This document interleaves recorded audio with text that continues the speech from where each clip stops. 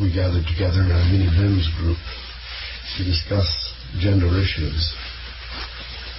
And I see my views, not everyone's. I thought I would start with some background in order that my perspective could be better understood. So in the house where I grew up, a sorority met regularly. Once a week, my house was a sorority house. From my dad, I had special instructions in the proper expression of emotion, on love in relationships, and other emotional issues. And from my mother, I learned how to learn tools, especially the hammer, the saw, the screwdriver, fruit hair, electrical appliances, do electronics, and of course to do mathematical proofs. After I left home through the coop to go to college, in a short time I was married, even though I didn't believe in marriage or monogamy or anything like that. It was already, I think, for the 1950s, a kind of a new model of marriage. And we did have 2 children, and eventually, in time, with the 60s, developed into a so-called extended family or hippie commune with a large number of people in many different kinds of relationships. It was in this particular phase of a family that the breakup occurred. I became single more or less in the middle of my psychedelic period. And then there followed a period of, I would say, psychedelic exploration of gender issues. I refer to this period myself as a kind of experimental mathematics, Pythagorean numerology, as it were. And then suddenly I was in India, living in a cave, and had my first experience of an extended celibacy. That's more or less my story. After that, I returned to California, and this was the time, this is post-60s now. The next thing that is happening is feminism, the women's movement, women's issues, and following a couple of years, men's issues. Then I was in a men's group of straight men, and I hated this group because their approach to gender issues explored, exaggerated, and firmed up and evolved differences, to me fictitious gender differences, tradition in the culture which they were affirming and reinforcing. So then I moved to another men's group, gay men's group, hoping there to find a different view of gender differences. But no, indeed, this particular group of gay men had the same gender stereotypes as the straight group, and maybe even worse.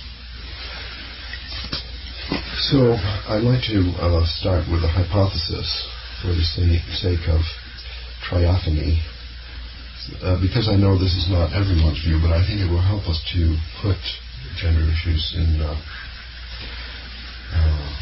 illuminated perspective, to make this assumption for the sake of discussion, not an original perspective of mine, but well known under the name androgyny. In this view, a person's soul, as it were, does not necessarily share the gender restriction of the biological body, and in the course of one incarnation experiences a kind of a piecewise development, the goal of which would be the exposure of a complete person.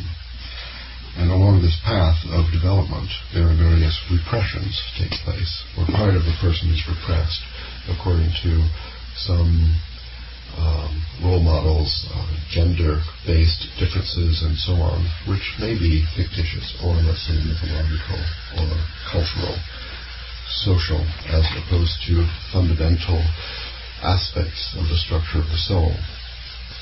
So the progress toward this completeness of a person, of an androgynous development, is hindered by social practices which emphasize the the difference between the genders, as if all what is possible to a man is what is encoded in the physical body.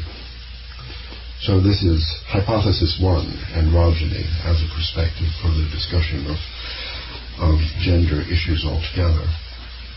Now, what are these issues? Gender issues. There are dozens of books over these past 20 years defining one and then another and then another. Just as an example of one that I have been personally involved with in a fairly deep way is the gender issues in ability to do and to learn mathematics. And there, again, without realizing that this was part of a bigger program on my part, I took, for the sake of research, the position that there were no gender differences for learning mathematics. And perhaps little girls were taught that they couldn't do mathematics. My hypothesis had to do with visual mathematics and the fact that visual representation is needed to learn mathematics, and there may be a gender difference in the emotional response to a situation where mathematics is presented to be learned without the pictures, and therefore could not be learned, and how you respond to this impossibility, or being scolded for not learning what you can't possibly learn. That response might be gender biased. Anyway, our list of issues, I think, shouldn't proceed on this level of microscopic detail, so I look in some current books for some categories of main gender issues. And in one recent book on men's issues by man, by, I guess, a traditional cultural man, we are told that there are three main areas in the initiation of the boy into the male model, and they are war, work, and sex. So I'm willing to acknowledge that there are gender differences in war. This may be important to know that. We want to stop the war, that they're waged primarily by men, at least during these past 6,000 years that we have historical records. In the workplace, we know there are differences in roles, goals, expectations for work between the genders that are obviously cultural, and they're on the rapid decline, and women are achieving equal opportunity in the workplace, even if not equal pay. And in sex, it seems, on the basis of my own research during my psychedelic period, I think that the difference between the genders in approaching sexual experience is totally fictitious and is not based at all on biology, the shape of the body, or anything like that. Just expectations that are easily exceeded through exploration of the maximum potential for sexual experience that people of either gender could achieve essentially identical experience. So with these issues we could approach from the hypothesis of androgyny and make some kind of analysis. But I'm not satisfied with this list of issues, because I feel, here we are approaching axiom 2, that the inner core of gender difference in our culture is encoded in the structure of the nuclear family. So if we wanted to go, limit the discussion to the most important issues among gender issues, and I propose this another hypothesis, just to accept for the sake of discussion, this hypothesis that the central core of gender issues is in the nuclear family. And there we can examine them, because we all came from nuclear families and recently live in nuclear families with housemate, children, and so on. So in the nuclear family, accepting the hypothesis of androgyny, there we could suppose that a change in structure in the nuclear family would enable men and women to achieve their maximum androgynous potential, or somehow developing within the family. And there has been in the past decade a lot of progress in this direction, which, according to these two hypotheses then, is fundamentally important, represents a very fundamental change in the structure of society. That is, that women work. Now 40% of mothers are employed. And also men share in the housework, child rearing, and co-parenting. So I'm thinking that these are very fundamental and important changes. But at the same time, we see that marriage is decreasingly successful, at least in its stability and long-range persistence. And the nuclear family structure could actually be lost through its failure to accommodate these very important changes of the mother and father approaching androgyny, balance, or symmetry in the relationship. So in terms of saving the world, I'm proposing to examine the microscopy of the destabilization of the nuclear family through the increase of balance and partnership within it. Ideally, we would like to have a social structure that was fair, where there was a balanced partnership of the genders, and at the same time provided the people living in it with happiness and the children with the maximum potential for growth and so on. I don't think that we've had that now. And this is, I think, it's a core problem. And it could be, since we're in the middle of a major phase change in the structure of society, which has been unchanged for thousands of years, that there are different backlash and reflexive reactions to these movements from which we suffer. Or it could be that these stresses and difficulties in marriage are incurable, and that nuclear family is obsolete practice on the way to the dust heap, and will be replaced by a revival of a tribal organization or some other extended family, community, or village structure with children run around in bands. I don't know. But if the partnership of people would be to survive, I think that there are two issues that have to be studied, and problems that must be mastered. One is as women seek equal pay in the marketplace, so much must men seek equal pay in the household.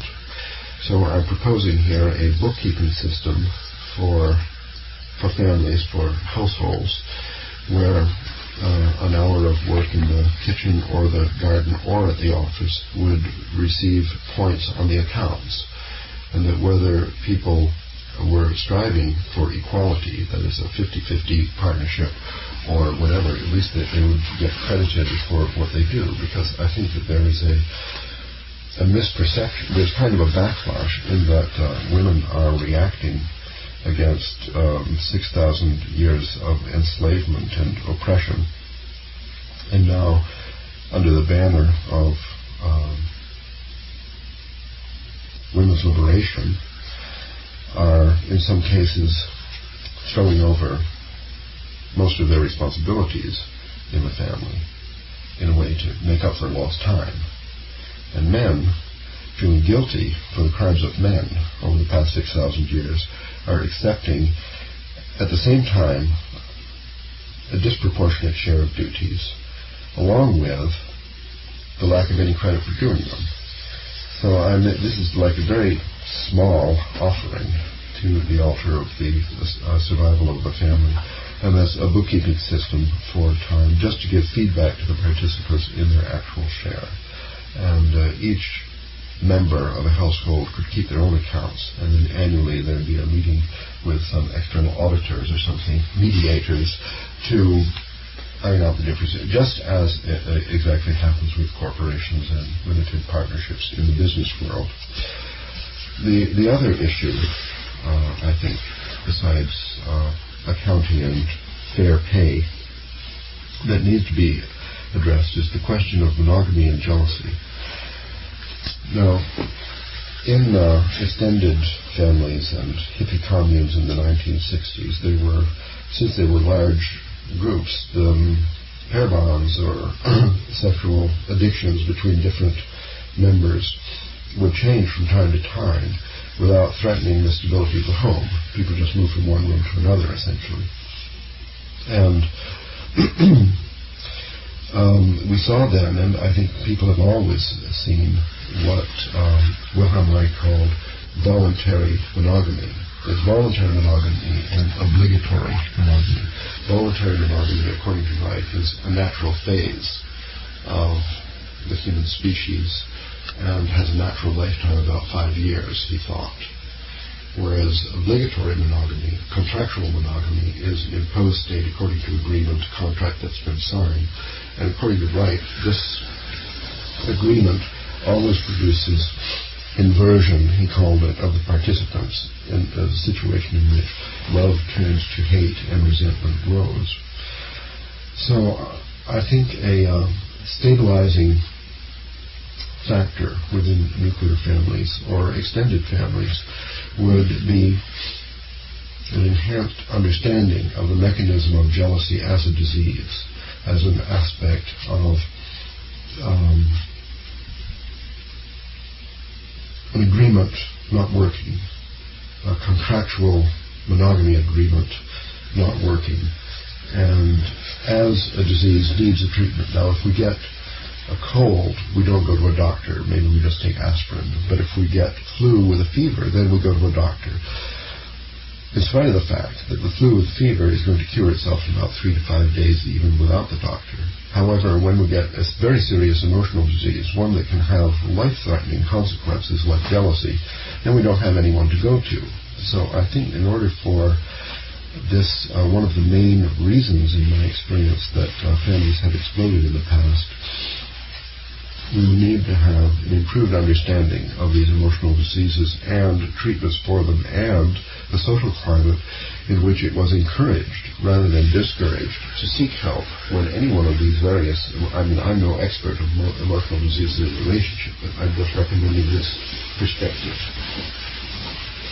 So here are two really, I think, small offerings on the altar of salvation of the nuclear family, and I'm not even personally committed to salvation of the nuclear family, but I think until we have discovered an alternative, that we want this one to work long enough that our children have an opportunity for a happy and secure childhood in which they can develop the foundation for the rest of their life. Can I ask you I basically agree with most of what you're saying. I want to ask some questions. A simple question. How old are you, Ralph? Yes, right. Good question. I'm 55. That means when my family stopped, when the psychedelic experiments stopped, when I returned to California and became a single person and so on, was essentially 20 years ago, a time when many people we know were just heading off for college. And then the other things that I was interested in, your advocacy of androgyny. How do you imagine, if this were generally taken up and accepted, how do you imagine it would impact on the behavior of women? And the second question, how would it impact on the notion of monogamy? Does androgyny mean to you bisexuality? And if it does, then do you imagine people would have monogamous relationships but with two people at a time, and then that would be called monogamy? I think that androgyny means that there is no such thing as a man and a woman. The very question of a binary polarity in the psyche between the masculine side and the feminine side, the yin and the yang, and the symbol of them entwined, that even that is questionable. This is just a model. Once you look at the full system, it could be that it doesn't even have any natural polarities as, let's say, a biological cell would have. So if you look at a battery and you see the positive electrode and the negative electrode, we think of this as a binary. We ignore the fact that within the battery are these parallel plates where there's the microscopic increase of electrical potential between one pole and the other. I think that there would be no difference, really, from a developed male and a developed female. So monogamy would still mean... would manifest emotions, would have force, would be able to do this, would suppress that, would have the weakness that's manifest in workaholism, would go to war. All of the strengths and all of the weaknesses of all men and all women would be within the spectrum of behaviors of any person. When two people, no matter the gender, and join in a sexual partnership that's an interesting experiment, then they might fall on them a natural state of voluntary monogamy where they don't want to have this kind of experience with other people because it detracts from the intensity of the knowledge that I don't know what. Let's say such thing happens, it wouldn't matter the gender. What would matter, which is, I think, it's very important for understanding the variety of sexual behavior around the world.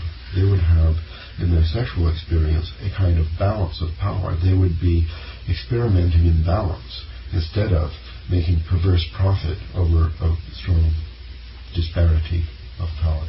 So people would still have relations in the Reichian model of serial monogamy. It's just that it might be a man, it might be a woman, and the idea would be to sort of not notice. The point being... Even if people were dedicated to the heterosexual model, and many people are, particularly like as far as on the mammalian physiology side, that there is some side of complementarity which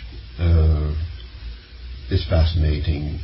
Even then, that the roles of positive, negative, top, bottom, active, passive, all of these things could be traded, no matter that one is always a man, the other always it doesn't even matter. The physical gender doesn't even matter to androgynes. And then this question, how would androgyny change the behavior of women? Well, women in becoming androgynes would add on new aspects, capabilities, and forces without losing any, just as men would fulfill their maximum potential by adding on and not necessarily losing. For example, we now have a phenomenon, the subject of many books, in which men and women exchange roles, as it were. Men become passive in order to absolve the guilt of being too active in the past.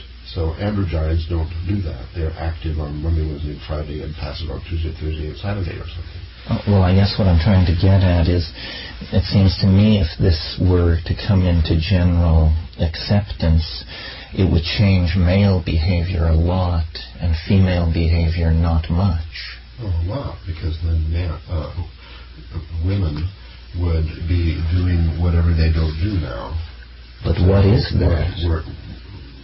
Well, women have already gained, you mean? Yes, and that the bipolar roles of the sexes, which you're talking about, have been largely throughout history maintained by men anyway, and women have sort of seemed to be rather indifferent to that whole issue. I don't know. As I understand your proposition here, is that in the recent past, women have made more progress to androgyny than men. Men have either retained their traditional maleness or they've swapped it out for some traditional femaleness.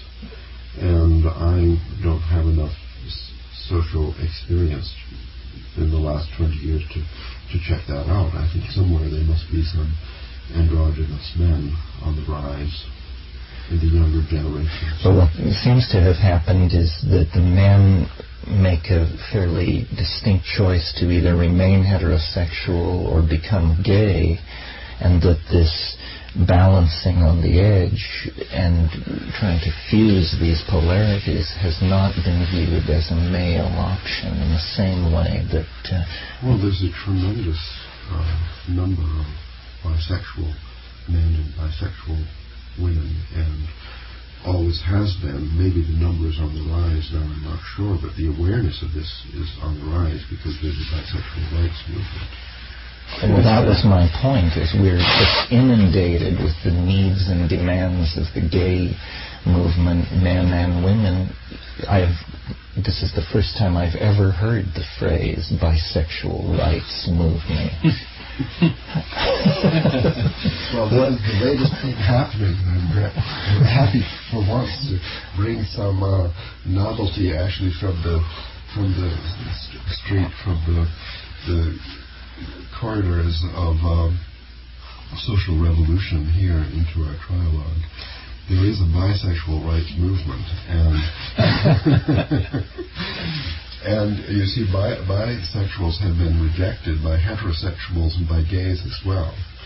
And especially in these days of AIDS, bisexuals are carrying a tremendous burden of guilt in that they are the ones who are bringing, according to this myth, bisexuals are bringing AIDS from homosexual men to the heterosexual community. So, and AIDS is on the tremendous rise in the heterosexual community worldwide, and that could be the link. Although the other theory about the IV is more likely. Not to confuse, however, bisexuality and androgyny. Androgyny is a state of completeness somehow in your psychological makeup. And bisexuality is a behavior. Is a behavior which could be pursued with or without androgyny. Mm-hmm. I think that bisexuality for some people, and certainly for me, has been a kind of laboratory in which to evolve the concept of androgyny in a way that exists in my mind, which I'm unfortunately not really able to verbalize. But it's been a factor, but I don't think it's an essential root. Straight people can definitely become totally androgynous, and probably that's the way it will happen for most people. I think I had great hopes for the rise of bisexuality, but they've been dashed by AIDS. And people now must, unfortunately, pursue their psychological development outside the sexual laboratory. And do you see celibacy as an expression of either androgyny or bisexuality, or is it we'll say something about that. Celibacy is the best possible laboratory for, I believe. I don't believe much. It's unfashionable for us to believe anything, and we don't believe much, but I do believe that celibacy is the best possible laboratory for personal development. There, I've said it. Celibate rights movement. When I first went to India, and I was coming out of this laboratory period in Europe, my intention was to study tantric sexual groups all over India by joining them and learning their methods. That's not what happened. Instead, I became celibate, was living in a cave, and so on. Another thing that happened that I really didn't expect, never heard of, never dreamt of, was that I became silent. Muni, they call it, a Muni Baba, a silent yogi, like Baba Haridas in California. From this, it's analogous to celibacy, you see. When you're not speaking, you do hang around in social places, you walk down the street to get your groceries or whatever, and you listen, and you hear everybody talking, and since you're not talking, you can hear it in a completely different way. You hear that everybody was talking only to attract somebody of the opposite gender, or to get a job, or to advertise their services in the marketplace, or to project their ego. Everybody is on the make with some sort of con, which is the main motive for speaking. That's what it sounded like to me, anyway, when I first became silent in India. So when I became celibate, then I observed everyone's sexual behavior in this way also. that for one thing, when you're celibate, then people sense this on the unconscious level. This is perceived, like vasectomy is somehow perceived, and they therefore feel safe to tell you their sexual histories. They are safe because you don't respond, and therefore you become a kind of a listening post, and you hear all this experience. And it's very reinforcing, I think, this idea on the similarity of the genders at the deepest levels. It's a great laboratory, celibacy. But you were actually being facetious when you suggested that we need celibate rights, because I can't think of a right that's being denied celibate people. Oh, no, celibacy is insulted on a daily basis. When I it is. in India, you can walk down the street and be moody, and it's okay. You go to the vendor and you want to buy some vegetables, if you can't point out the price or something, they'll write it on your slate for you, because this is understood, it's accepted. Likewise, celibacy. But in France, try being celibate in Paris. People attack. They attack, and they want to ask all these questions, like, oh, you're a vegetarian, well, do you eat eggs or not? They want to know all about it. So do you masturbate? Do you this? Do you that? Do you watch when other people, to what extent? They want to know all this, and they want to attack, and as soon as they can find a way in they'll go. So Well, maybe they're just curious. Yes. It would help, I think it facilitates celibacy to have a respect for that state. And I think many people would be much happier if they understood that this state was a desirable one, that it was an acceptable one. Withdrawal from any addiction has, there's a painful period, there's a difficult period. I found for sexual addiction that it took fully 6 months to become totally at ease and comfortable with celibacy. I think some people could do it much faster. What do you make of all this, Rick? Well, I'm listening with some amusement. I think that the ideal of androgyny is, in a sense, the liberal ideal, which in the last 20 or 30 years has attracted many people, because the idea of women's rights becoming like men has made women, as Terence pointed out, rather more androgynous than they were. They've taken on many attributes of men. Not that I think they've achieved a full functional androgyny. Most women I know are like an emulsion rather than a true synthesis. They have the male part which comes on at work and so on, and then there's a female part that comes on in other contexts. And so there's a kind of emulsion of these different aspects, often in conflict, and often creating all sorts of tensions and disturbances, like successful career women who then go into tremendous things about should they have children and how can it fit with their career and so on. It's not as if these are successfully fused for most women I've met. So I think there's been a taking over of male attributes by a lot of women, and I think that many men have had various female roles thrust upon them, or in some cases voluntarily adopted them, child rearing, housekeeping and so on. So a lot of things are an emulsion also. I think men are an emulsion also. And I think that this androgyny is, I can think of very few people who've actually achieved this state. I know lots of people who have various degrees of emulsion between these two kinds of role model or gender states. And I also think that in the role of, when we come to the expression of androgyny and bisexuality, in my own experience and among those I know, this again is not something that's a kind of stable synthesis, but rather an unstable emulsion of flipping from one phase to another.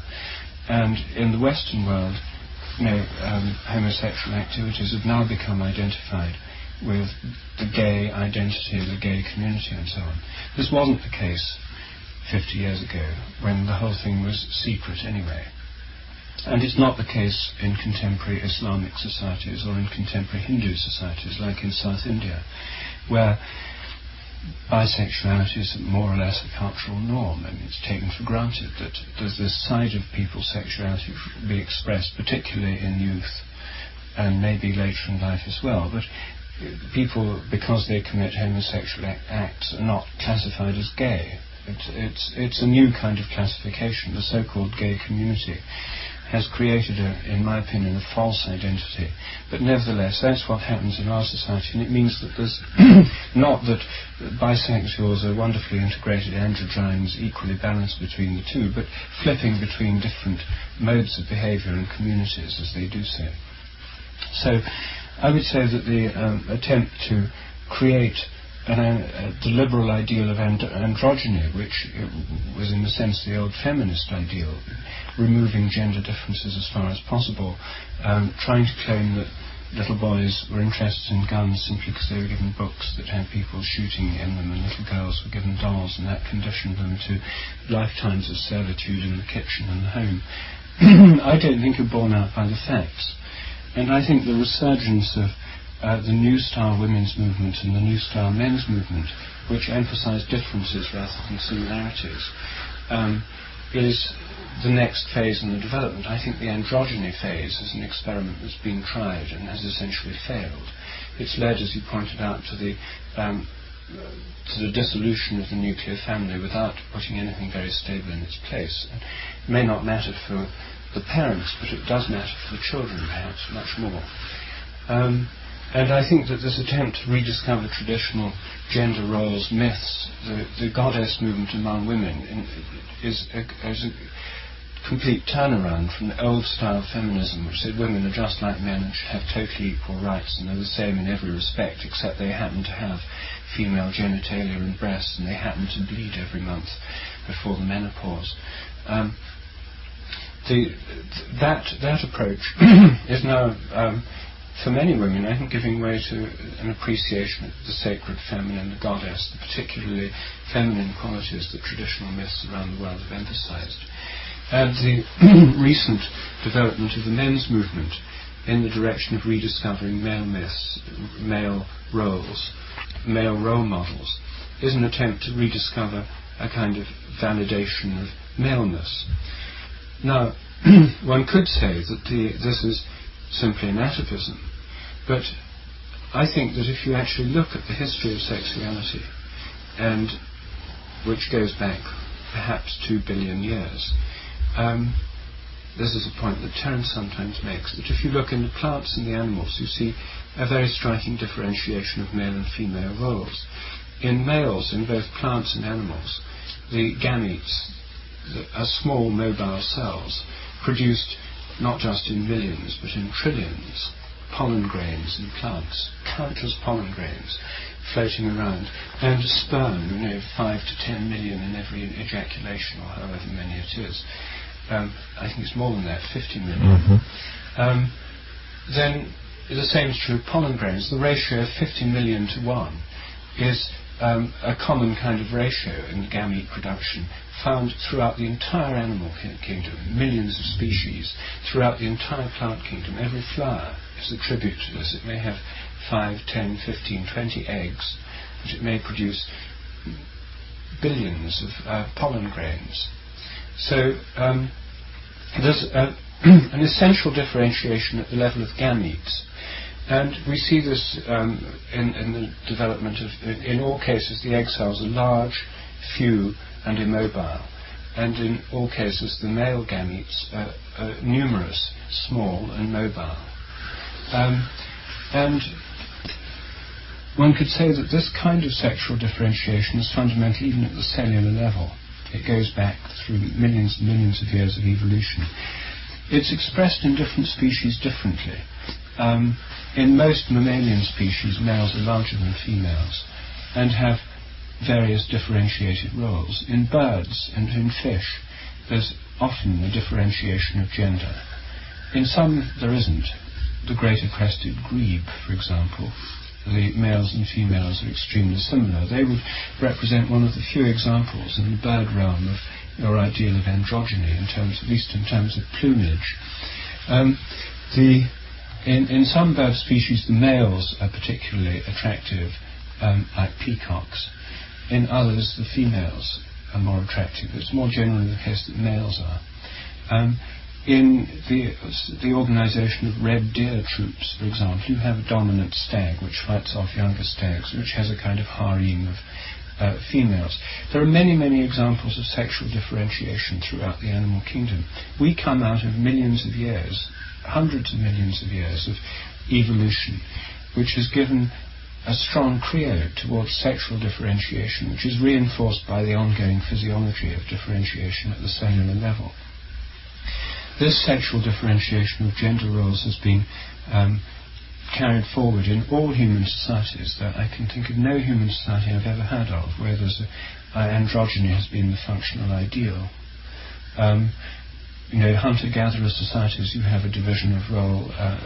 Different societies divide the roles differently. I'm not saying they're all the same, but gender differentiation is one of the most fundamental features of human society, of biological organisation, of cellular organisation, of mythic structure, and the polarisation, yin-yang, plus-minus, the polar structure of our own thought, which Levi-Strauss points out is one of the fundamental ways that we think, is traditionally mapped onto male-female divisions, the heavens, the earth, the sky god, the earth mother, or the other way around, the earth father and the sky mother.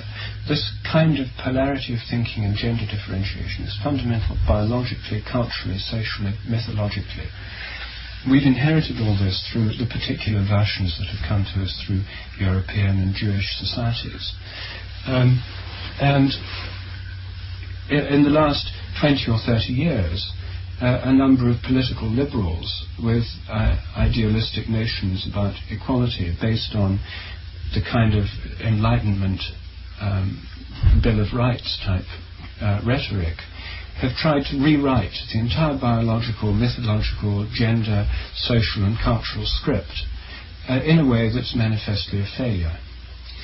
And so I think that the resurgence of the men's and the women's movements and the attempt to explore the older mythic archetypes can have a very strong case made for it. The case for a liberal reform could be made strongly, but the way it's being made so far is being made on the most superficial political analysis based on this kind of human rights jargon, which doesn't strike very deep when one looks at the depths of the unconscious and instinctive desires of archetypal patterns, of the dark forces that work through people's psyches, especially in the sexual realm. So I myself think that that your hypothesis about androgyny, although it's undoubtedly the case that we start off, as it were, female and male characteristics in the course of embryology develop out of a basic female body structure. Men have nipples, for example, non-functional nipples. You can make a case for androgyny as having a biological root and also for a spectrum of potential within characters that can be culturally attuned and emphasized in different directions. As in Muslim societies, men in Hyderabad, where I lived, men wear wonderful perfumes and traditionally wear wonderfully colourful clothes, as 18th century men did in Europe, wonderfully colourful clothes, more elaborate than the women in many respects. These things can be culturally attuned and altered. Different ranges of potential can be brought out. But the fact is that this basic polarisation, however you read it and however it's brought out, seems pretty fundamental. And therefore, the attempt to try and create a new model of society and a new model of the family and a new kind of role model may be possible, but it's going against millions of years of morphic resonance, deep-seated creodes at the archetypal and unconscious level, and so far has been based on exceedingly superficial reasoning. So I'm not sure that it's got much of a future. There's a sort of a parallel in a less charged area, which is the rhetoric which has surrounded the evolution of American society. When we were growing up, we were told that it was a wonderful melting pot, and that all these different kinds of people had come here, and that they would all pour their genes together, and we would create an American type. This is the analogous to the ideal of androgyny, but in fact 50 years of experience with these large immigrant populations has brought us 180 degrees around, and now the fashionable attitude towards society is a tremendous celebration of differences, and each subgroup now retains with great tenacity its languages, its foods, its folk songs, so forth and so on. Like most complex issues, I think probably the truth lies in being able to maintain the notion of a kind of coincidentia oppositorum, that both positions, while mutually exclusive of the other, are somehow each is magically correct. I heard someone say recently, nothing on earth is as much like a man as a woman. And in the same discussion, someone said, men and women are as different as giraffes and hummingbirds. And somehow these are both simultaneously true and not mutually exclusive. Well, I agree that on the physical plane, as mammals, that there are tremendous differences between men and women, not only menstruation and so on, but men and women, let's say from the endocrine hormone perspective, are more different than many different animal species.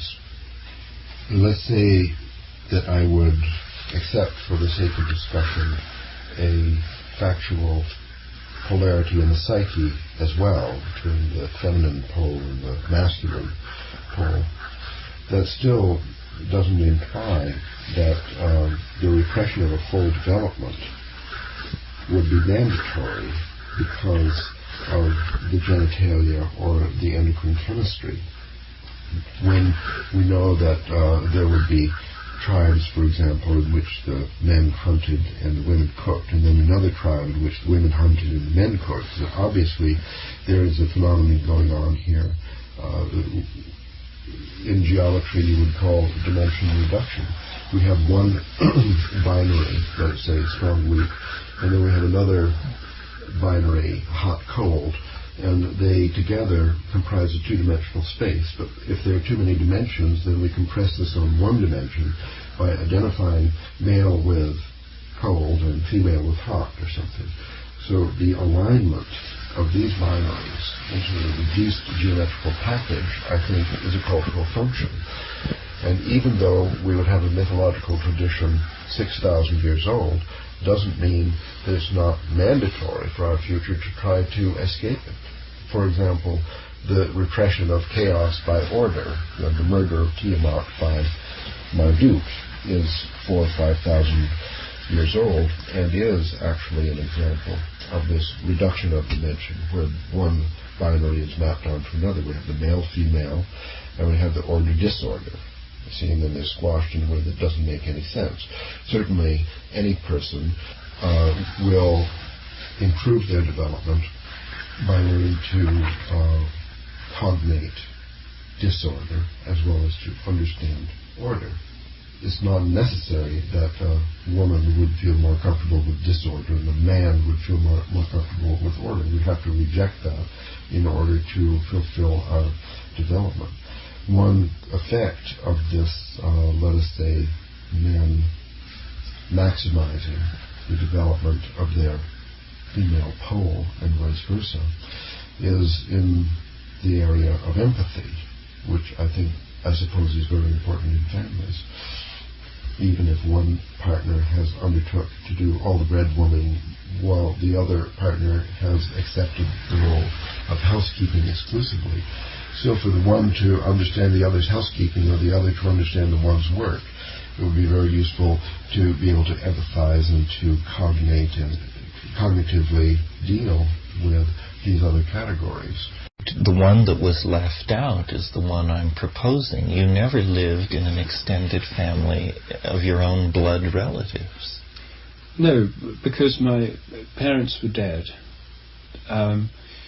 my brother was. I did when I came back from India. I lived in my own hometown for 4 or 5 years till I got married, and that was a sense rerouting myself in my ancestral territory. I mean, extended families only really work when they're coupled with being connected to the land and the traditions of the place where you're born, your native place. As soon as you have people moving hundreds of miles to get jobs or get away from their parents, and then parents moving off in America, the return of the extended family would involve the skies dark with jumbo jets flying from Florida, bringing back all these grandparents and senior citizens who are there in their droves, and dispersing them back to where their children are. But this kind of thing, this dispersal caused by cars, mobility, social change, starting with the Industrial Revolution and urbanization, means that the basis for this, namely geographical connectedness to a place, isn't there. Well, I did try that too, but living in a small town in the English Midlands, it did indeed appeal to me. I like it. I still have a house there. But I actually tried that experiment, connecting with those members of my family who do still live there, and but it wasn't sufficiently satisfying in my case. Well, it may be that there is no solution by going back to old models. It's important to remember that the average person 100 years ago who was 50 years old was dead, and that we must reinvent our lives at least 3 times. Most people in most traditional societies were dead at age 45 or 50, and so these problems, temporary solutions were fine because life itself had a temporary quality. You didn't have to create solutions that would last 75 years or 60 years. This is an unheard of dilemma for human beings that is very recent, and I dare say we're not doing too well with it. Well, the fantasy of recreating a new version of extended family, this was, of course, one of the main features of the hip subculture in the 60s and the commune idea. And when that experiment failed, I felt a great loss, because that was somehow, as far as daily life is concerned, the most important aspect, and when it vanished there was no replacement. Why did it fail, do you think? I now feel that I do have an extended family. I have wonderful and close friends, and they're all over the place. Where I live, there's no one. There's my partner Ray nearby, but we're really isolated. And there have been, after I acknowledged that the telephone and the jet plane will not maintain family, I have thought many times about moving, other people moving, and somehow re-aggregating in a common geographical location, no matter if it had a tradition for any of us or not. And if we were free to do this, we could actually create extended family. We would have to have enough money to buy the real estate, put the houses and so on, where we could essentially create our own village, voluntary communities. And this would require even a greater level of mobility than we even have now, because we are too bound where we are to even do this. So life is passing, the years are going on, and the dream of having an extended family is receding farther and farther as no one has been able to organize one. Maybe this explains the remarkable attraction that computer networking has for some people, that it's an incipient virtual extended family and could be made more explicitly real if this were raised into consciousness. Really explicitly real, and you found that your needs for community was completely satisfied in this way. When you came finally to parent, if you were a woman and you're going to have one child, you still find no way to do it. You have no family support for the actual parenting that goes in a room or two in a house somewhere. Your family is too far away. So I came to the conclusion that old-fashioned, antique, geographical proximity is the only way to have real family. And real community. Yes. And there's a very good analysis by Wendell Berry in one of his essays about the way in which the modern cash economy has grown up precisely through fragmentation of those things that are most important to human beings, namely the sense of community, family, closeness of connection to nearest and dearest. As soon as you begin to fragment communities, people still have those needs. So in order to re-establish them, they need telephones, cars, jet planes, the travel business, and they now have to spend billions of dollars, hundreds of billions in aggregate, to do what were done free before, namely meeting neighbours on the street and talking to friends. So this fragmentation, he argues, is the very basis of modern cash capitalist society, is precisely based on fragmenting the things which are dearest and most important to us, because then to recover the pieces, to try and put them back together again, we have to travel hundreds of miles, spend a lot of money on jet, burn lots of gasoline, travel hundreds of miles on highways, to recover just momentarily, for brief periods, the things which are the common birthright of most people in most parts of the world. So this is part of the factor of 800 to 1,000. Yes, it's very closely related to the high consumption patterns, because what most people want most of the time are these things of nearness, closeness, friends, talking to people, chats, being in groups where you feel at home, at ease among friends. Now to do it, you have to earn lots of money, and then you have to drive a long way along Highway 1, spending lots of money on gasoline, polluting the atmosphere, to come to Esalen for a weekend, so you can get that feeling of togetherness in a group and sense of, and then disperse again, and then earn more money so you can come back again. So in future our society has got to abandon mobility. It's a failed experiment. Well, we are in the act of doing that. Maybe we're over the hump. It sounds like it was the automobile that destroyed all this, and perhaps the new electronic technologies, of which it is always said they are shrinking the world, they are knitting us all together into one, are in fact overcoming the dispersion which took place under the aegis of the mechanical technologies of steam and petrol. Well, it's fine to blame the automobile or the train, but I think actually we have an addiction to travel. We love it. We love to get on the plane and go somewhere far away and have an experience which we later describe as very illuminating and developmental. God, we complain about it constantly. Well, we don't need to do it. You see, traditionally in an Indian village or somewhere, you can have the experience of the other or the new by going on foot for a day. So I agree it's unnecessary, but I think that now we're in a state of addiction, so in order to recover, to abandon mobility, we're going to have to kind of use a 12-step program, not just blame the automobile or the Industrial Revolution. I, first of all, volunteered to go to college some 1,000 miles away from home when there were excellent colleges nearby. My father was extremely angry about this. He knew this was wrong, and that was just one step, as he thought, to going even further, and that's true. Then I took my first job. It was in California, another couple 1,000 miles farther from home, and here I am still flying to Vermont once a year to replenish my family relations. But if we assume that these electronic technologies are going to continue along this line of obliterating time and space, then it's reasonable to assume that in a generation or so this is going to lose its force, and that if you want to see Mom will be there in her virtual totality. It won't work properly. It won't work, because we've been hearing for decades, well, at least 10, 20 years, how telephones and computers and all this, well, you can work anywhere. You can be a stockbroker living in the depths of the country. Yet, in London, still, the City of London's full of commuter trains coming in the mornings. All the stockbrokers still work there. They don't work in the depths of the country.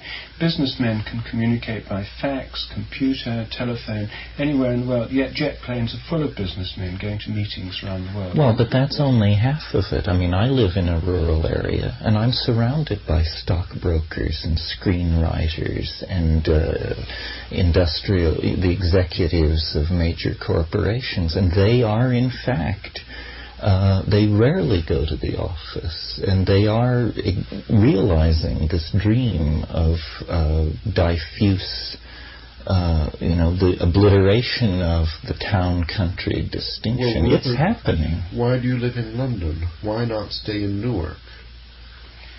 Well, in my own case, I'd rather stay in Newark. Joel likes living in London.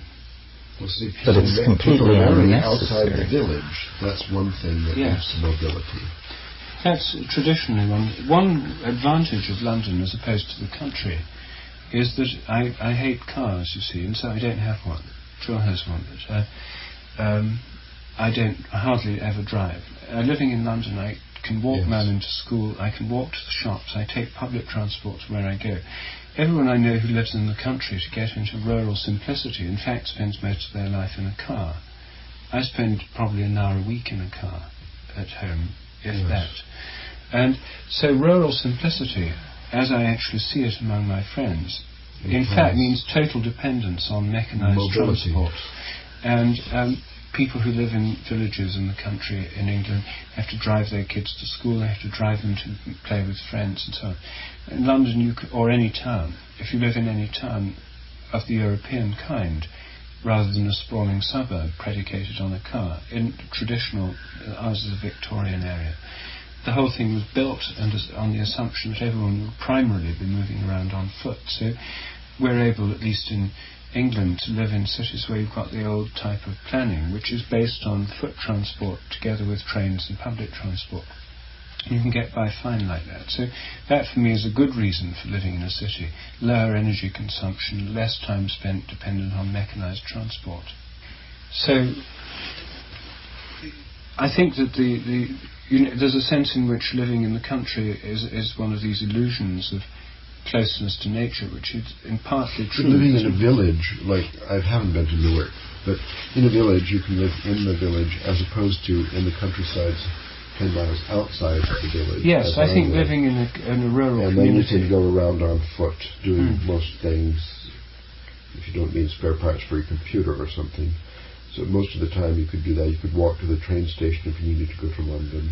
Yes. So wouldn't that be an alternative? Well, it would, yes, Maintain except sense of one of the problems with villages in most of England is that because increasing numbers of people have cars, and because there's less and less employment within villages, because agriculture has now become mechanised agribusiness, whereas the whole village would have been based on agriculture. Now you've got two farmers who own all the farmland and do it with one assistant each. The rest of the population of the village are either commuters or retired people, which means that there's no longer a kind of base of people who live and work in the village, and therefore very few young children. Schools, shops have closed down in a lot of villages are dying, in short. Villages are becoming commuter suburbs, dormitories. But I think there's just a lag here in implementing available technology. In 15 years, I'll bet these villages aren't dying. Most of those commuters will be working at their keyboards, and the flow of population movement will have changed. Those English villages will be tremendously desirable, like the small towns of Northern California. Just in the time I've been living up there, I've seen them go from dying communities based on apple growing and wine to Mercedes ghettos inhabited by stockbrokers and computer programmers who do all their work over the telephone lines. Well, not all. I bet you they travel. Everyone I know who lives in remote areas spends a fortune on travelling. They still have to go to meetings in New York, San Francisco, London, etc., and spend enormous amount of time travelling. But I think this is, again, it's that they don't actually need to. It's that the companies they work for have not grown up with the available technologies.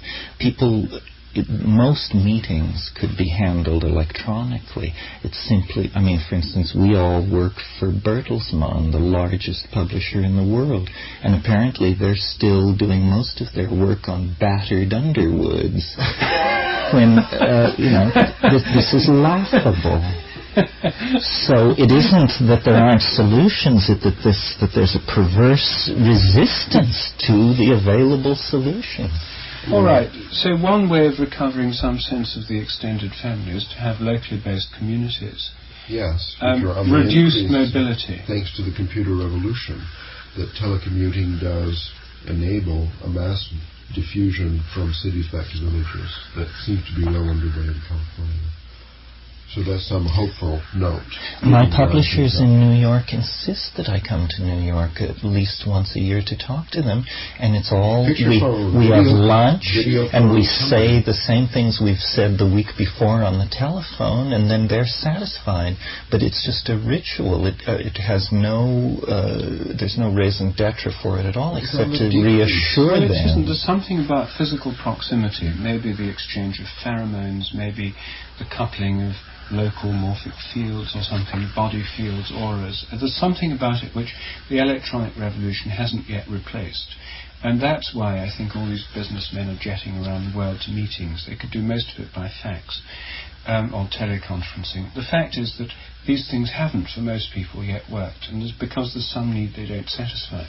When I went to visit the Xerox Corporation headquarters last year, I gave a talk to them on morphic resonance, both in Silicon Valley and in their Cambridge Research Centre in England. They're seriously concerned with this. They think they're seriously concerned that all these potentials of the computer and telecommunication revolution haven't in fact materialized to anything like the extent people were predicting a decade ago. And so they've now hired psychologists from universities to look into what is it in social interaction which is important to people, including subconscious clues. And what they've done now is it's laughable, really. I mean, in their centre in Cambridge, they have in every office, they have a video camera, and they have a screen, and you can see everybody in all the different offices by flicking a knob. You can see everybody else, so when you're talking to them you can have them on the screen, but you can also watch what they're doing. But so that it doesn't invade people's privacy too much, whenever anyone has you on the screen, or you're about to come on their screen, you hear a noise like a creaking door, which indicates someone's looking at you, and then you can see who it is. And so they've tried, and then they found that most people's most meaningful and constructive and creative interactions happened around the coffee machine, when they actually met physically almost by chance. So they've created a kind of virtual coffee machine space on this thing, where people can meet, as it were, by chance, as a kind of virtual coffee machine. So they're trying to do this, but it's so laborious, so artificial, and so pathetic, that you can see what they're trying to do. They're trying to address this question. At least they've realized there's some appalling deficiency in this kind of communication that leaves most people deeply unsatisfied. There's something about physical proximity that hasn't been substituted. This visual thing is a step to make it more so, but even that is clearly unsatisfying. And still, most people, with all these expensive gadgets, do most of their talking by the real coffee machine. Yes, well, I personally urgently long for a real village. I don't even know one to move to. And a real village with my friends in it, and I think my life will be unfulfilled if this is never achieved. And not only I wish it for myself, but for the whole planet, the reversal of the trend of dying villages and growing cities. Well, you must move to Occidental, Ralph. We'd love to have you. Yes, or Hampstead. Yes. You're right. It gives me great satisfaction to know everyone in that town and have a first name exchange with the girl who bags my groceries and the guy who pumps my gas and so forth. I don't think that's an unrealizable dream for you at all. It's not even unrealizable in cities. If you look at traditional cities like Siena in Italy, traditional medieval cities are based on a whole series of neighborhoods, and you get this also in Indian cities. You have bastis, which are like villages within the city. They're villages where everyone knows everyone. There's the local shopkeeper, the local potter, and local this and local that. And so the traditional model of city life is of tight-knit communities which have the qualities of a village. Hampstead in London, it's called Hampstead Village, and has something of that quality. I know most of my neighbours, say hello to the people in the shops, they know me, conversations. You see the same people year after year. This does happen. Village in New York is called. Yes, when I stay with people there, it was a real busty. It still is. I'm amazed when I stay with my friend in Greenwich Village and we go out for coffee. To me, it's this teeming city of millions of people. I wouldn't expect to ever encounter anyone I know. And his entire experience is of greeting people, inquiring how their business and health is going, and he knows who these people are. And he's only lived there 4 or 5 years. So there is... people do create community even in the most visually unlikely environments. And they try to do it even in suburbs. You see, I think the suburb represents the attempt to create a community which is a village, but actually it's neither town nor country. That's right. It's a failure. It's a failure, but that is predicated on the car, and we can blame the car for the sprawling suburbs, which then, in order for people to get anywhere or do anything, they have to use their cars, go to shopping malls, take kids to school, that kind of thing. So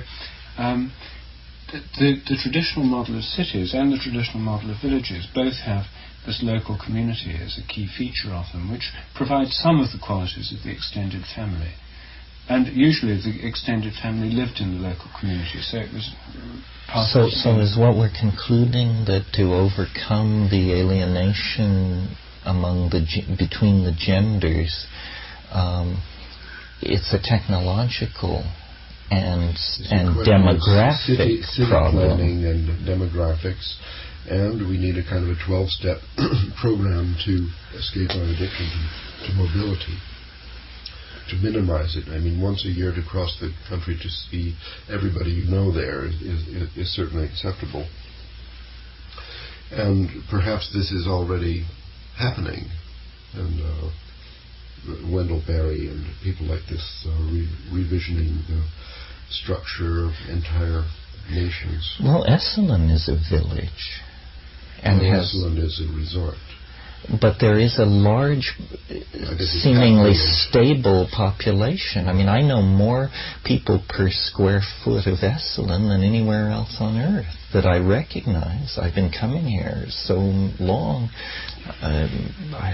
It's hard for me to convince myself that there's a large throughput of people, because there always seem to be the same people.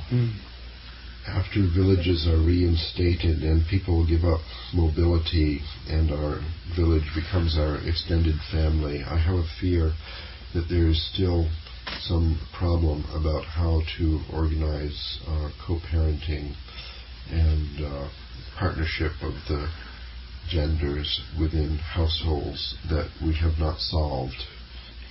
Well, the question that's a really interesting one now is whether the revival, and we've tried androgyny, it's been tried by many people and it's worked up to a point, but it, as you point out, has been associated with, in fact, the demise of the nuclear family, in the sense that most marriages now end in divorce in certain parts of the world, like here. In Britain, I think it's 45% of marriages end in divorce. I think in the United States it's about 52% or something. In other parts of Europe it's less. Britain's the highest in Europe, the closest to America. So the old model is obviously crumbling, and this androgyny move hasn't saved it. In fact, it may have made it worse. So now we have the question of, do these new rediscoveries of male and female myths, a process only been going on some 10 years, and in the case of the men's movement only 2 or 3 years, and in fact only in the last year has it reached sort of mainstream consciousness. Is this process likely to meet with more success in stabilizing gender relationships. The androgynous model creating a kind of fluctuating emulsion of roles with no role models or no sense of identity or no norms. Can that give way to a new model that's somehow related to much more ancient mythic patterns? That's the experiment that's currently being tried. No one knows how it'll turn out, but it's a new experiment, and it's because the consciousness of, in this new form of post-feminist male roles and so on, is something only just developing. So what would you rate its chances of success, Ralph? Probably low, given your preference for the liberal androgynous model.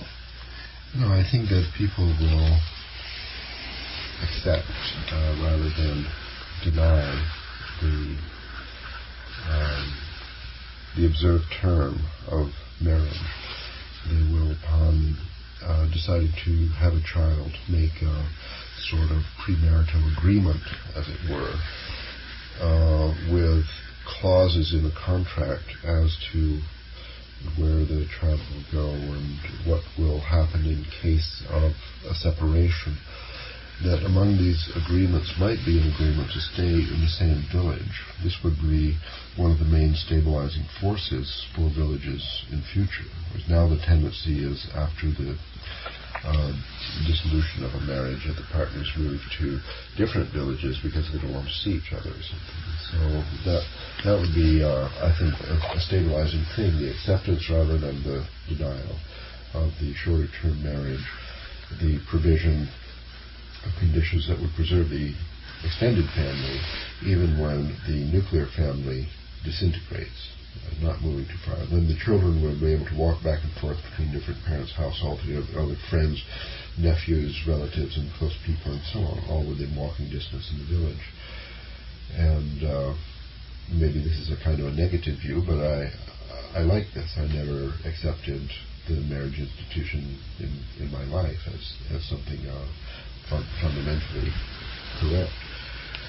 So in this context, with the extended family secure and pressures released from the nuclear family, I think people could join for a short time in parenting, understanding if it became very uncomfortable to live in the same house, they just live in different houses, and the impact on the children of such separation would be much smaller.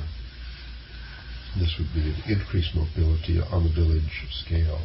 And if this were going on simultaneously with what we discussed last night, a much greater commitment to have only one child, the psychological stress and the financial demands on all parties, I think it would all feed together into a somewhat happier situation. People wouldn't need to adopt a lot of children from developing nations or something, because in the extended family the children run around in tribes, and there are cooperative child care, for example. That means that 12 children come to this house for one day, and then the next day they're in another house. So people would have adequate contact with people of all ages, having their lives enriched in that way in the extended family. Yes, well, this is certainly one way of looking, one perhaps step. But what about the next thing related to roles and genders? Is this the revival of the interest in rites of passage for boys and for girls? You know, the coming into one's own gender through a traditional initiation or rite of passage. And I think that a very strong case can be made for the need for these initiations and rites of passage. Now, it may be that traditional rites of passage, they've died out for the large part. Now, they're being revived by men's and women's groups based on traditional mythic models. If you wanted to have the androgyne as the model, then there'd have to be an appropriate androgyne rite of passage, so that a child or young person could be inducted into the state of androgyny. I'm not quite sure what form that would take. By simply not making a distinction between the initiation of boys and girls, you initiate adolescence, period. Well, I suppose this is something like the metamorphosis of a butterfly, that we have, as we envision it at the moment, a world civilization in phase transition, in order to end up with a stable outcome with some chance of a future, we need to have many options. So even in villages, there might be initiatory experiences offered of different sorts and different traditions, and parents or committees in the extended family would make a decision on, or the child himself, herself would make a decision as to which of several different kind of initiatory experiences, like what kind of summer camp to go to. You can go to music camp, or the Native American camp, or the physical culture camp, and so on. Or the bisexual androgyne camp. Yeah. I can't see many parents signing up their kids. New traditions, myths, and so on of greater validity than old forms could conceivably evolve. I don't think it's going to work to choose initiatory rites from an encyclopedia of different rituals that were successful in Sumer or Babylonia, or Native Americans, Aborigines, and so on. They all have faults, which they all have contributed to our arrival in this particular conundrum that we are suffering now. So we seem to have gotten the children taken care of and the society taken care of, but we didn't make a whole lot of progress on the apparently eternal differences between sexually active adult men and women. Well, that was the part we shied off from. Because I think that we did. Maybe I didn't make this clear. My proposal is that people will have voluntary monogamies if they wish. They'll understand to the beginning, whenever that ends for one partner or the other, then there would be a rejection.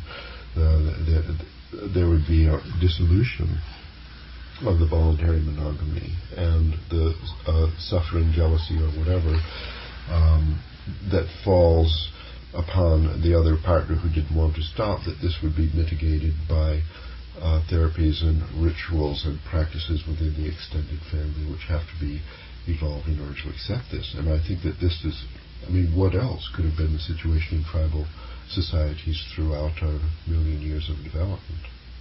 Well, what else was the situation, and is the situation in many parts of the world, is that it's not expected of men that they should be sexually faithful.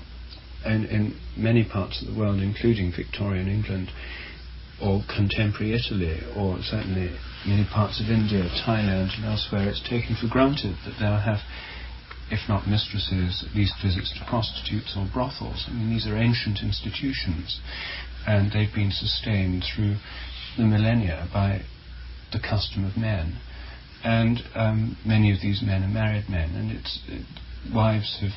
There's been in the well-known double standard in matters of sexual fidelity, which perhaps has corresponded more to physiological needs and psychological urges, a differentiation of these in the sexes.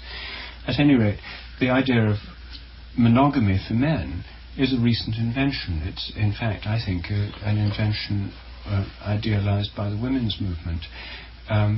It was women put up with or accepted infidelity on the part of the men, and yet remain married to them. But it goes against Ralph's intuition that gender differences are not that important, and it has to make its peace with the modern epidemiological situation. Well, I think that this is... We've arrived at an important point, and I'm glad we didn't quit before getting here, because this idea of the artificiality of male monogamy, of course, has to be applied symmetrically.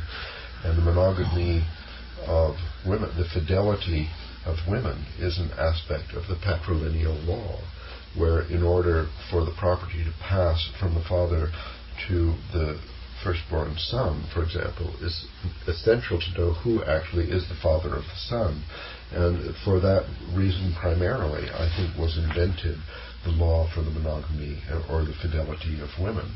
We have to give that up. We have to give up the patrilineal law in order to have any kind of stable society, I think, in which men or women Well, but can change sexual partners whenever they wish. I think it goes deeper than that, because if you look at the homosexual community and assume that among male homosexuals behavior is going on completely without influence by the values of women, and that among lesbians behavior is ordered completely without regard to the values of men, you see that the sexual behavior of male homosexuals is vastly different than the sexual behavior of female homosexuals. Gay men have hundreds, sometimes thousands of partners, and this is not thought much of in a lifetime, where lesbians nest. They do not maximize sexual contact in the same way. Yes, I think that's a strong point, and I think that these traditional differentiations of sexual roles in societies can be seen as reflecting it. I know from the point of view of modern feminist rhetoric that these are all appalling oppressions, these are roles imposed on women and so on, and I'm sure there's some truth in that. But male monogamy is, in fact, quite a recent invention. It's not expected in most societies I've heard of, even in biblical societies. You know, what's held up to us as the very model of, the Bible's full of stories of harlots and kings who had concubines and so on. It just wasn't the norm, even of the most sacred books of our religious tradition. And I think it's a kind of idealization that's come about quite recently. In the 18th century European society, it certainly wasn't the norm. Well, wait, or let me expected. try to get this clear. In our model village of the future, men will not be expected to have contract of monogamy. Fine, but are you thinking then that women will volunteer for a faithful relationship with a man who's not in a reciprocal agreement of monogamy? Well, less so than ever before, probably, because of the AIDS question. But one of the things, the point I was trying to make was that the invention of the nuclear family with male monogamy is, in fact, a very recent institution. Not just the nuclear family, but the ideal of male monogamy may have existed for quite a long time, but the practice of it has existed a lot less. It probably arose with the nuclear family, post-industrial revolution. So we're it's just simply amplifying an earlier point, that the ideals associated with the nuclear family, and together with the feminist-based ideal of completely reciprocal 50-50 relationships of all kinds, are based on a kind of legalistic approach to the problem, which may not correspond to deeper and unconscious habitual patterns. I'm not saying that habitual patterns are right and that this legalist approach is wrong, but I think that the attempt to apply these liberal legalistic models has failed again and again in relation to marriage, it's failed in relation to racial integration, it's failed in relation to communities, the behavior of nations and so on. Well, what I would imagine is that if a woman decides, let us say, to have one child, and she decides it's the time and so on, and then she may very well sleep with all the men in the village, or more likely she might choose a parent. She might choose a father for the child, and having that in mind, that choice, she would then become monogamous, at least until she had the child. And then there would be, between them, I suppose, some kind of contract or agreement as to what would, maybe a tacit agreement, what would happen in case they separated. And most likely that would be that the child stays with the mother. And maybe in exceptional cases they agree that upon separation the child will go with the father. Whatever agreement is made, if the child is 4, 5, 6 years old, the child may actually influence modification of this agreement and go with the other parent or something. Anyway, in this situation it is not important. I mean, patrilineal law is abandoned, and monogamy or sexual freedom would just be a choice of the individual, no matter what gender. And I think that this seems like a much better situation than we have today, and it could be stable. What would that mean, though, in terms of our actual lives? We have what seems to be the usual experience is that you get in relationship with someone, it becomes very intense in comparison with the relationship of other people around. You are sort of on a trip, as they say. And one thing that may happen is kind of a voluntary monogamy, if Wilhelm Reich is right, as I have experienced, that this natural state does fall upon people. And then you're in the situation which we have not exactly provided for in our model village of the future. And in case this voluntary monogamy then ends, there's a difficult situation that somehow has to be dealt with therapeutically. More jobs for therapists. What a depressing conclusion. Grandmothers and grandfathers may be the most experienced and successful therapists in the extended family. No, well then grandparents do this therapy job. Well, then we've got to evacuate Florida fast. Yes. Bring them all back. Or I'll move there. Well, no, I think that there's just a tiny footnote to the village thing. Instead of having old people funneled off to the retirement communities in Florida, then each model village should have maybe some, like almshouses in traditional English times. Oh, yes.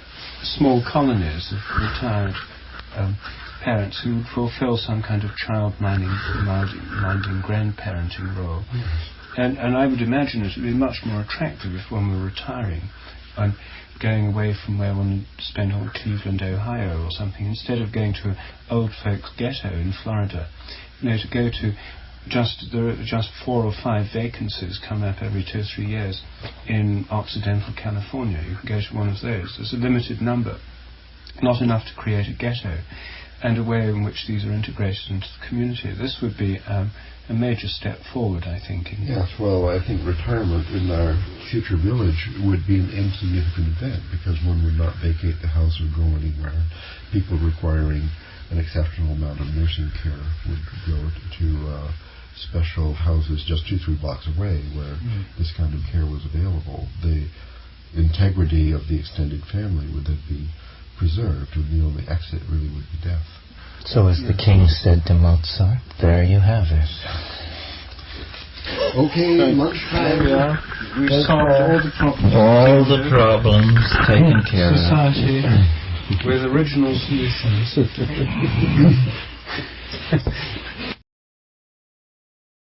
All right. As the poets have mournfully sung, death takes the innocent young, the screamingly funny, the rolling in money, and those who are very well hung.